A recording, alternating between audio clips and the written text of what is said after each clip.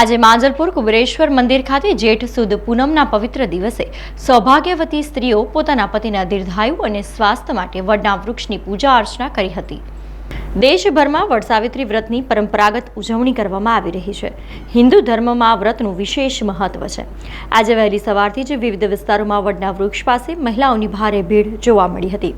પરંપરાગત વસ્ત્રોમાં સજ્જ થઈને આવેલી સૌભાગ્યવતી મહિલાઓએ માતા સાવિત્રી અને વડનારાયણ ભગવાનની શાસ્ત્રોક્ત વિધિથી પૂજા કરી હતી। મહિલાઓએ વડના વૃક્ષને સૂતરના તાતણા અર્પણ કરીને 108 ફેરા ફર્યા હતા અને પોતાના પતિના લાંબા આયુષ્ય તેમજ પરિવારમાં સુખ સમૃદ્ધિની મનોકામના કરી હતી। પૌરાણિક કથાઓ અનુસાર સતી સાવિત્રીએ પોતાના પતિ સત્યવાનના અકાળ મૃત્યુ સમયે યમરાજ પાસેથી તેમના પ્રાણ પાછા મેળવ્યા હતા। ત્યારથી આ વ્રત રાખવાની પરંપરા ચાલતી આવે છે।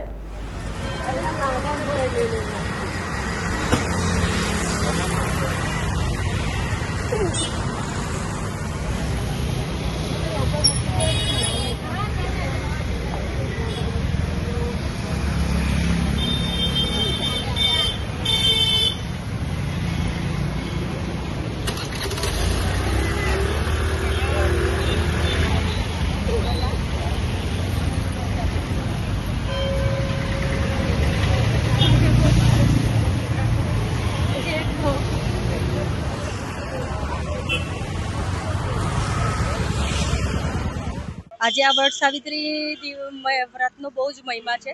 દરેક સ્ત્રીઓ પોતાના પતિના લાંબા આયુષ્ય માટે બહુ જ મનોકામના કરતી હોય છે।